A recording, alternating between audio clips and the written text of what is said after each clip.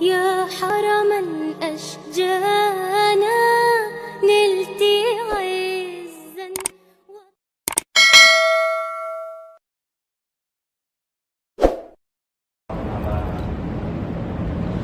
قال الله تبارك وتعالى في القرآن الكريم والفرقان الحميد: أعوذ بالله من الشيطان الرجيم. بسم الله الرحمن الرحيم. إن عدة الشهور عند الله 12 شهرا يوم خلق السماوات والأرض منها 4 حرم ذلك الدين القيم ولا تظلموا فيهن أنفسكم صدق الله العظيم. میرے محترم بزرگوں اور دوستوں اور معزز سامعین، عنقریب ماہ محرم اور یوم عاشوراء اور عاشوراء کا دن آنے والا ہے۔ اس کی ماہ محرم کی فضیلت اور یوم عاشوراء کے متعلق کچھ باتیں آپ کی خدمت میں پیش کرنا چاہتا ہوں۔ اس محرم کے مہینے کو اللہ نے ایک خاص فضیلت عطا کی ہے، اسی وجہ سے اس کو محرم کا مہینہ کہا جاتا ہے۔ محرم کے معنی عربی زبان میں ہے وہ چیز جس کو تقدس اور احترام اور فضیلت اور پاکیزگی بخشی گئی ہے، کیونکہ اس مہینے کو اللہ نے ایک خاص فضیلت، تقدس، احترام اور فضیلت عطا کی ہے، اس لیے اس مہینے کو محرم کہا جاتا ہے۔ ویسے تو روزانہ آفتاب طلوع ہوتا ہے اور غروب ہوتا ہے، اسی طرح محرم کے مہینے میں بھی ان دنوں میں آفتاب طلوع ہوتا ہے اور غروب ہوتا ہے، اور سارے ہی دنوں کو اللہ نے اور مہینوں کو اللہ نے پیدا فرمایا۔ جیسا کہ ابھی آپ کے سامنے جو آیت کریمہ تلاوت کی گئی، اس میں اللہ فرماتے ہیں کہ ہم نے زمین و آسمان کو پیدا کرنے کے وقت ان 12 مہینوں کو پیدا کر دیا۔ تو سارے دنوں کو، مہینوں کو، سالوں کو اللہ نے ہی پیدا کیا، لیکن جب اللہ ان دنوں کو، ان مہینوں کی نسبت اپنی طرف کر دیتے ہیں تو اس کے تقدس، احترام اور فضیلت میں بربودری ہو جاتی ہے۔ جیسا کہ اللہ نے ماہ رمضان کو کہا کہ یہ میرا مہینہ ہے، اللہ نے جیسے ہی اس مبارک مہینے کو اپنی طرف منسوب کر دیا تو اس کا تقدس اتنا بڑھ گیا کہ اس مہینے میں اللہ ہزاروں نہیں لاکھوں کروڑوں کی تعداد میں لوگوں کو جہنم سے نجات دیتے۔ اسی طریقے سے کعبۃ اللہ کو اللہ نے کہا یہ میرا گھر ہے۔ ظاہری طور پر بیت اللہ اور کعبۃ اللہ کو دیکھا جائے تو اس کی عمارت اتنی شاندار نہیں، نہ اس میں رنگ ہے، نہ پلاسٹر ہے، نہ کسی طرح کی کوئی خوبصورتی ہے، اس کے مقابلے میں ایک سے ایک شاندار عمارت ہے، لیکن جیسے ہی اللہ نے کہا کہ یہ میرا گھر ہے تو جب اللہ نے اس کی نسبت اپنی طرف کر دی تو کعبۃ اللہ کے سامنے شاندار سے شاندار اور عالیشان سے عالیشان عمارت کی کوئی حیثیت نہیں۔ اسی وجہ سے ادنا سے ادنا اور کمزور سے کمزور مومن کو کہا جائے کہ آپ کو آپشن اور اختیار دیا جا رہا ہے کہ فلاں ملک میں، فلاں 5 اسٹار ہوٹل میں یا کعبۃ اللہ میں جانے کو آپ کو موقع دیا جا رہا ہے، تو آپ کس کو پسند کریں گے؟ تو ایک ضعیف سے ضعیف اور کمزور سے کمزور ایمان والا یہ کہے گا کہ سارے ملکوں کی خوبصورتی اور ہوٹل اپنی جگہ پر، میں اللہ کے گھر اور پیارے نبی صلی اللہ علیہ وسلم مدینہ المنورہ جانا پسند کروں گا۔ تو جب اللہ کسی چیز کو اپنی طرف منسوب کر دیتے ہیں تو اس چیز کی عزت اور ویلیو بڑھ جایا کرتی ہے. اور یہ دین اور شریعت کا اصول ہے کہ جب ادنا چیز کی نسبت اعلیٰ اور بڑے چیز کی طرف کر دی جاتی ہے تو اس ادنا چیز اور کمتر چیز کا مقام بڑھ جاتا ہے. ایک تعویذ ہے جو مسجد میں لگا دی گئی اور وہیں تعویذ بیت الخلاء میں اور وہیں اینٹیں بیت الخلاء میں لگا دی گئی ہیں، لیکن وہ اینٹیں اور وہ پتھر جو مسجد میں رکھ دی گئی اس کی کوئی حیثیت نہیں تھی. لیکن جیسے ہی اس کی نسبت مسجد کے ساتھ ہو گئی تو وہاں ہم اپنے ننگے پیر کو رکھنا پسند کرتے ہیں، اور جس اینٹ کی اور تعویذ کی نسبت بیت الخلاء سے ہو گئی وہاں اپنے ننگے پیر بھی رکھنا پسند کرتے ہیں. اسی طرح جب بندہ اپنی نسبت اللہ کے ساتھ کر دیتا ہے تو اللہ تبارک و تعالیٰ اس بندے کو بھی بلند کر دیا کرتے ہیں. صرف اتنی ہی چیز نہیں، مال کی کوئی حیثیت نہیں اسلام کی نظر میں. اللہ نے فرمایا کہ مچھر کے پر کے برابر بھی اس کی کوئی حیثیت نہیں، لیکن جب اس مال کی نسبت اور اس مال کا تعلق مومن کے ساتھ ہو جائے تو اس مال کی حیثیت اور قیمت اتنی بڑھ جاتی ہے کہ اللہ کے رسول صلی اللہ علیہ وسلم نے فرمایا من قتل دون مالہ فہو شہید، کہ جو شخص اور جو مسلمان اپنے مال کی حفاظت میں قتل کر دیا جائے تو وہ شہید ہے. جس مال کی کوئی حیثیت اور ویلیو نہیں تھی لیکن جب اس کی نسبت مومن کے ساتھ ہو گئی اور کہہ دیا گیا کہ یہ مسلمان کا مال ہے تو اب اس کی حفاظت میں وہ شہید ہوگا اگر قتل کر دیا جائے. اسی طرح ہم مکتب میں الف با وغیرہ پڑھتے ہیں، ان کی کوئی حیثیت نہیں ہمارے بچوں کے سامنے، ہم ایسے ہی پڑھ لیتے ہیں. لیکن جب با کی نسبت اللہ کے ساتھ ہو گئی اور با نے اپنے آپ کو اللہ کے نام کے ساتھ جوڑ لیا تو اللہ نے کہا کہ اے با جب تیری نسبت اور تیرا تعلق میرے نام کے ساتھ ہو گیا ہے تو ہم اپنے کلام کی ابتدا اس سے ہی کرتے ہیں، بسم اللہ الرحمن الرحیم الحمدللہ رب العالمین. سب سے پہلا حرف جو کلام پاک میں ابتدا اور شروع میں ہے وہ حرف با. جب با نے اپنے تعلق کو اللہ کے ساتھ جوڑ لیا تو اللہ نے اس حرف کو بھی بلند کر دیا. تو اسی طریقے سے جب بندہ اپنے تعلق کو اللہ سے جوڑ لیتا ہے اللہ اس کو بھی بلند کر دیتے ہیں. یہی حال مہینوں کا ہے کہ جب مہینے کی نسبت اللہ کی طرف ہو جایا کرتی ہے تو ان مہینوں کا تقدس بڑھ جاتا ہے. اسی طرح اللہ نے ماہ محرم کو اپنا مہینہ کہا. جب اللہ نے اس مہینے کو اپنا مہینہ کہا تو اس کا تقدس اتنا بڑھ گیا کہ شہادت حسین رضی اللہ تعالیٰ عنہ کے لیے اللہ نے اسی مہینے کو منتخب فرمایا. صرف اتنا ہی نہیں بلکہ اللہ کے رسول صلی اللہ علیہ وسلم فرماتے ہیں کہ ماہ رمضان کے بعد سب سے افضل ترین روزے ماہ محرم کے روزے ہیں. یہ روایت مسلم شریف میں ہے اور مسلم شریف کی دوسری روایت میں ہے کہ ماہ محرم میں یوم عاشورہ 10 تاریخ کو جو روزہ رکھتا ہے اس کے پچھلے سال کے گناہ معاف کر دیے جاتے ہیں. اس لیے اس سال ہم نے جو گناہ کیے ہیں معاصی کیے ہیں محرم کے یوم عاشورہ کے روزے رکھنے سے اللہ کی ذات سے امید ہے کہ ہمارے سارے صغائر معاف کر دیے جائیں گے. یاد رکھیے حدیث میں جہاں گناہوں کے معاف ہونے کا اعلان ہے وہاں صغیرہ گناہ مراد ہے، کبیرہ گناہ اور وہ حقوق جو بندوں سے متعلق وہ معاف نہیں ہوتے.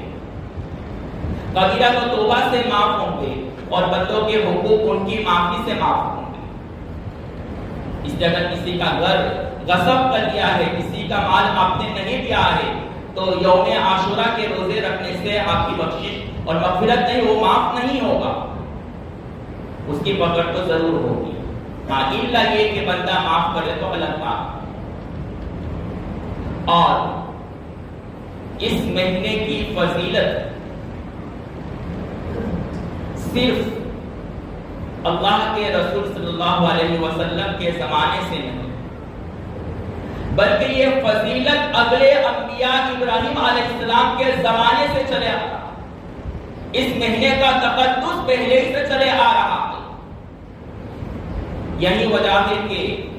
مسند احمد میں ہے کہ اللہ کے رسول صلی اللہ علیہ وسلم جب مدینہ تشریف لے گئے تو اہل یہود کو دیکھا کہ 10 محرم کو روزہ رکھتے ہیں، تو اللہ کے رسول صلی اللہ علیہ وسلم نے ان سے دریافت کیا کہ آج کے دن کیوں روزہ رکھتے ہو؟ تو کہا کہ آج کے دن ہمارے نبی موسیٰ علیہ السلام کو فرعون سے نجات ملی، تو اس خوشی میں ہم روزہ رکھتے ہیں۔ تو اللہ کے رسول صلی اللہ علیہ وسلم نے صحابہ سے کہا کہ ہم اس کے زیادہ مستحق ہیں، اس لیے کہ موسیٰ علیہ السلام ہم سے زیادہ قریب ہے، اس لیے تم بھی آج کے دن روزہ رکھو۔ لیکن ساتھ ساتھ میں اللہ کے رسول صلی اللہ علیہ وسلم نے فرمایا خالفوها، کہ ان کی مخالفت کرو۔ کس طرح مخالفت کرو؟ صوموا قبلہ یوما او بعدہ یوما، کہ ان کی مخالفت کس طرح کرو کہ 10 تاریخ سے پہلے ایک روزہ یعنی 9 کو رکھو، یا اس کے بعد ایک روزہ رکھو یعنی 11 کو بھی روزہ رکھو۔ اس روایت سے ہمیں ایک بات معلوم ہوئی کہ جب اللہ کے رسول صلی اللہ علیہ وسلم نے خیر اور عبادت کے کاموں میں بھی غیروں کی مشابہت کو پسند نہیں کیا، تو معاشرت میں، لباس میں، رہن سمن میں اللہ کے رسول اور شریعت اور اسلام غیروں کی مشابہت کو گوارا نہیں کرتا۔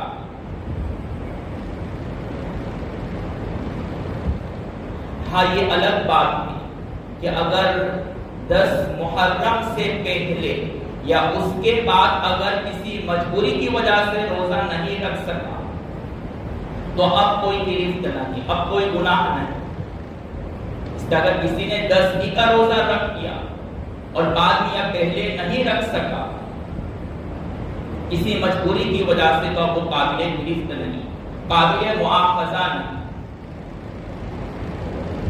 اور پہلی حدیث جو مسلم شریف کے آپ کے سامنے میں نے نقل کی کہ اللہ کے رسول صلی اللہ علیہ وسلم نے فرمایا کہ رمضان کے بعد سب سے مبارک روزے ماہ محرم کے روزے ہیں۔ اس حدیث سے پتہ چلا ہے کہ ماہ محرم میں کسی بھی دن اگر وہ شخص روزہ رکھتا ہے تو اس کو اس حدیث کی فضیلت حاصل ہوگی، اس کو ثواب ملے گا۔ تو اس پورے مہینے میں اللہ نے کہا کہ یہ مہینہ میرا ہے، اس لیے اس کا تقدس بڑھ گیا، اور اس مہینے کو اپنی طرف منسوب کرنے کا مطلب یہ ہے کہ اللہ نے کہا کہ اس مہینے میں خصوصی عبادتیں کرو، اس طرح مجھے راضی کرنے کی کوشش کرو، اور بالخصوص یوم عاشورہ کو روزہ رکھو تاکہ میری رحمتیں تمہاری طرف متوجہ ہوں۔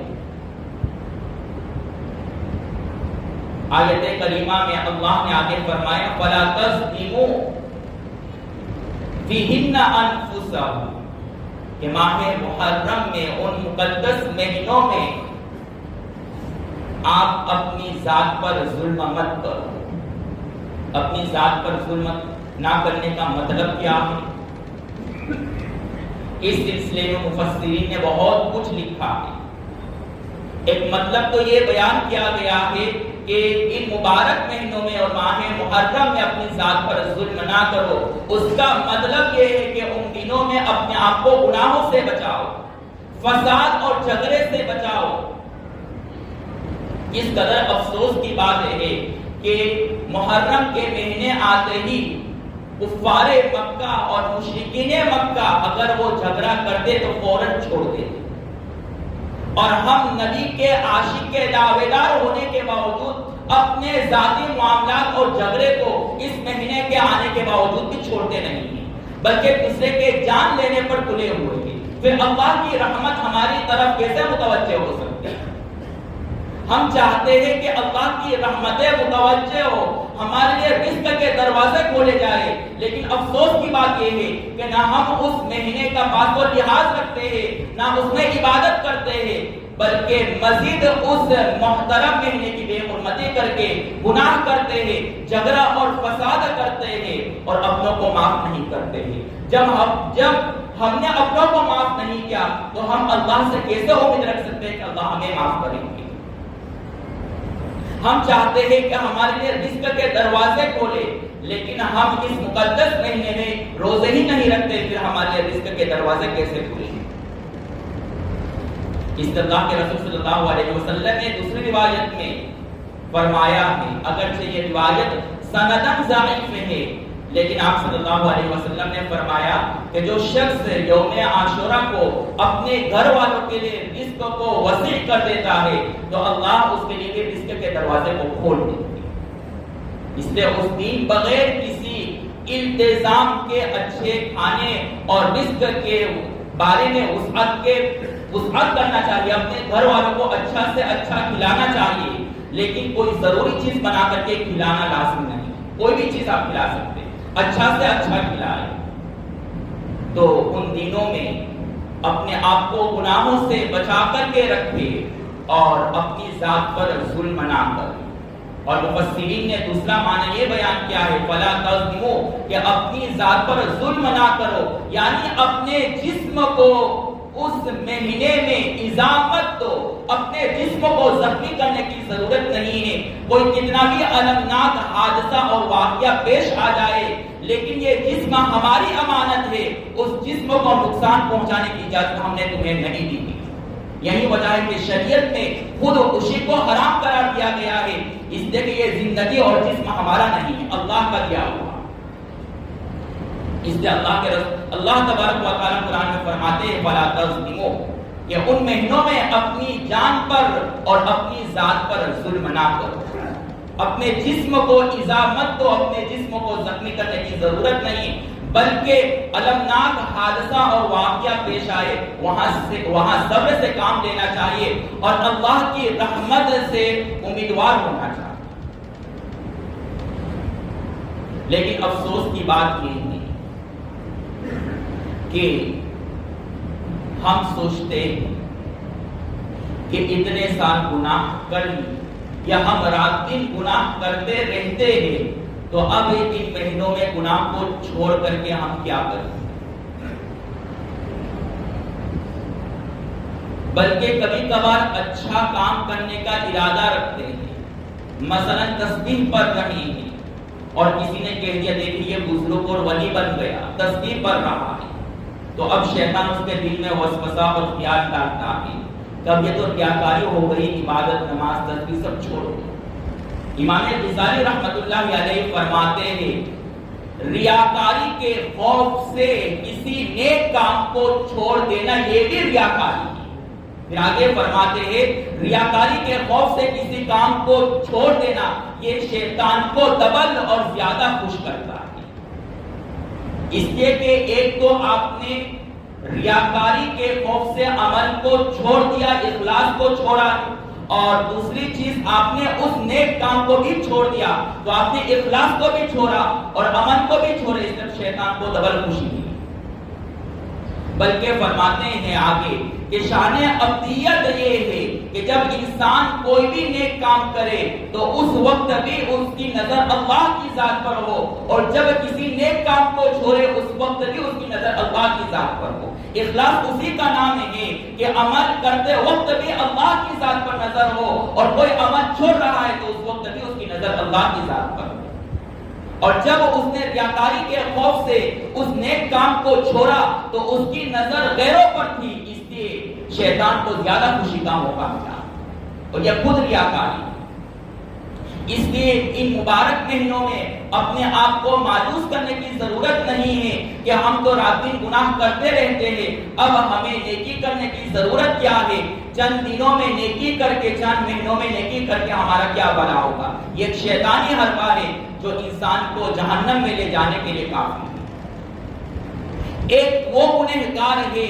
جو گناہ کر کے پچھتا رہا ہے، اور ایک وہ گنہگار ہے جو گناہ کر کے مزید گناہ کر رہا ہے۔ تو میدان حشر میں ہو سکتا ہے وہ گنہگار جو گناہ کرنے کے باوجود پچھتا رہا ہے، اور کوشش کر رہا کہ نیکی کر رہا ہے تو اس پچھتاوے کی وجہ سے اللہ اس کو جنت میں بھیج دے وے، لیکن وہ گنہگار جو گناہ کر کے مزید گناہ کر رہا ہے اس کو پچھتاوا نہیں ہو رہا ہے، اس کے بخشش کی کوئی ممکن اور اس کے لیے کوئی ممکن راستہ نہیں ہے، اس کے بچنے کے لیے کوئی راستہ نہیں ہے، اس کا ٹھکانہ تو جہنم ہی ہے۔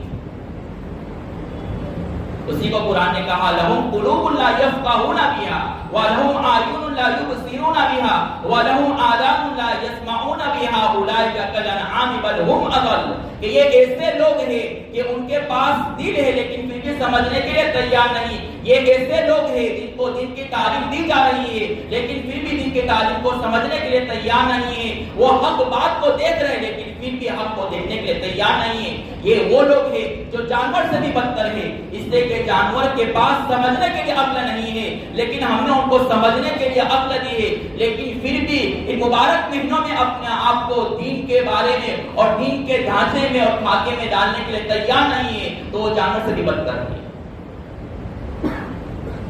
پھر آگے کہا ختم اللہ علی قلوبہم وعلی سمعہم، کہ ایسے لوگوں پر اللہ ان کے دلوں پر مہر لگا دیا کرتے ہیں، اور جب دلوں پر مہر لگ جاتا ہے تو ایسے شخص کو کبھی ہدایت نہیں مل سکتی۔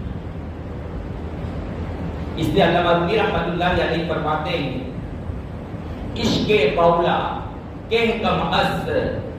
عشق لیلا ہوا، کہ مولا کی محبت سے کیا مجنون کی محبت زیادہ ہو سکتی ہے لیلا کے لیے؟ نہیں، بلکہ اللہ کی محبت زیادہ بڑھ گئی۔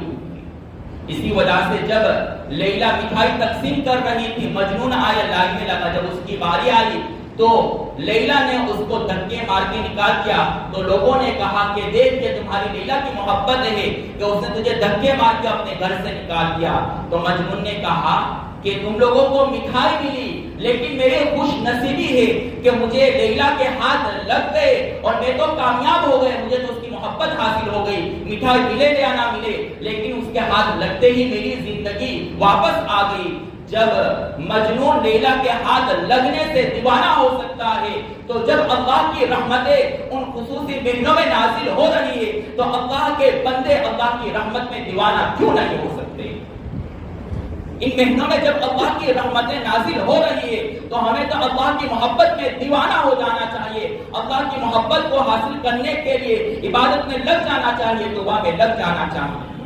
لیکن افسوس کی بات ہے کہ مسلسل مبارک مہینے آتے جا رہے ہیں لیکن کسی بھی مہینے میں ہمیں توفیق نہیں ہے کہ ہم اچھے کام کریں، اپنے آپ کو گناہوں سے بچائیں، دوسرے کو معاف کریں۔ اللہ تبارک و تعالی ان مبارک مہینوں میں ہمیں اطاعت اور عبادت کرنے کی توفیق عطا فرمائے اور اس مہینے کو ہمارے لیے مبارک ثابت کرے اور ملک کے جو حالات اس کو خوشگوار بنائے اور سب کے رزق میں جو تنگی ہے اللہ اس تنگی کو دور فرمائے۔ اللہ تبارک و تعالی کے باتوں پر عمل کرنے کی توفیق عطا فرمائے۔